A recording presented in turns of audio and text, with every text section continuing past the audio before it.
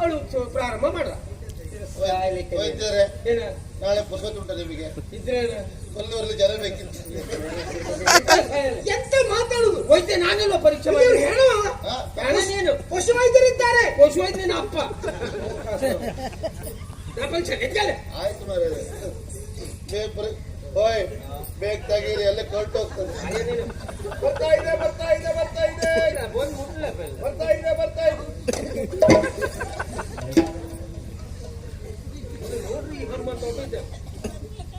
ಏನಾಯ್ತಾ ಬೇಗ ಹೇಳಿ. ಏನಾಯ್ತು ಅಂತ ಈ ರೀತಿ ಮಾಡ್ತಾರಪ್ಪ ನೀವು?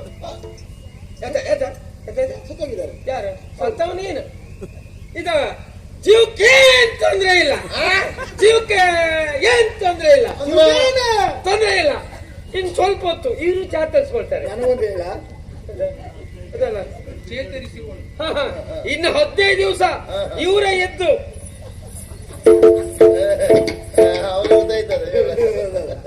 ಇದು ಏನ್ ತೊಂದ್ರೆ ಇಲ್ಲ. ಇದು ಪವಿತ್ರವಾದ ನಿಮ್ಗೆ ಎಲ್ಲ ಪವಿತ್ರವೇ. ನೀವು ಮಾಡುವಂತ ಕಾಯಕ ಹೇಗೆ ಅನ್ನೋದು ಈಗ ಗೊತ್ತಾಯ್ತಾನೆ. ನಿಜವಾಗಿ ಇಂಥ ವೈದ್ಯರನ್ನ ನಾನು ಪ್ರಪಂಚದಲ್ಲಿ ಎಲ್ಲೂ ನೋಡ್ಲಿಲ್ಲ.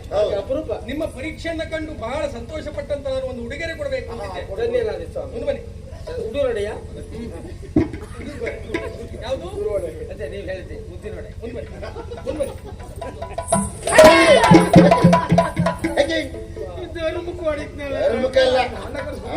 ಅವ ಸತ್ತಿದ್ದಾನೆ, ಅವ ಸತ್ತದ್ದು ಹೇಗೆ ಅಂತ ಕೇಳುವಂತ ನಿಮ್ಮನ್ನು ಕರೆದ್ರೆ ಜೀವಕ್ಕೆ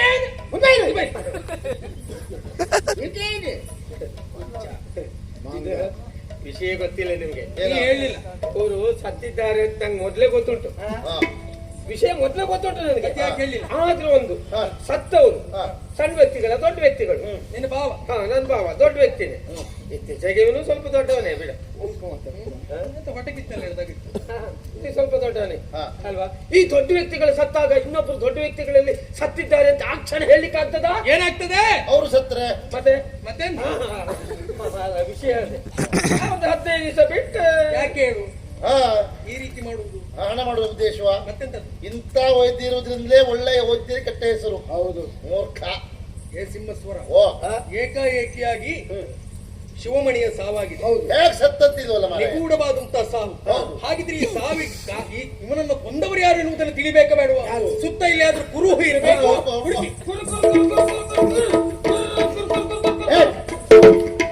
ನೀನ್ ನಾ ಹೇಳ್ಬೇಡ ಅಂತೇಳಿ ಸುರು ಆಯ್ತು ಅವ್ರಿಗೆ. ಈಗ ಎಂತವರೇ ಕಡ್ಗ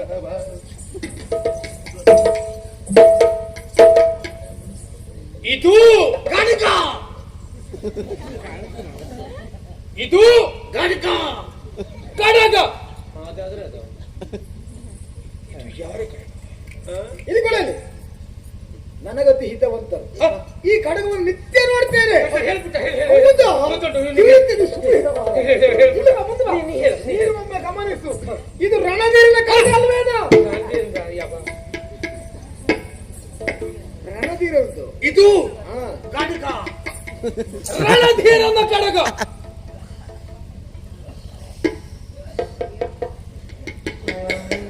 ಸಿಂಹಸ್ವರ ಇಲ್ಲಿ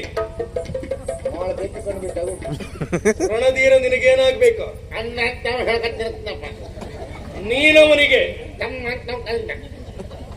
ಅವಲ್ಲಿ ಹಾಗೆ ನೀನಿಲ್ಲಿ ಹೀಗೆ ಕೈ ಕಡಿತಾ ತಿರ್ಗಾಲಿ ಗುರು ಸೇರಿ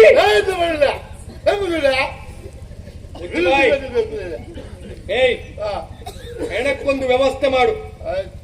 3 ಕಾಸ್ನು ವೈದ್ಯ ಅವನಿಗೆ ಸಹಾಯ ಮಾಡು. ಈ ಕಡಗಕ್ಕೆ ವ್ಯವಸ್ಥೆ ನಾನು ಹಾಗೆ ಹೆಣ ಹೊರೆ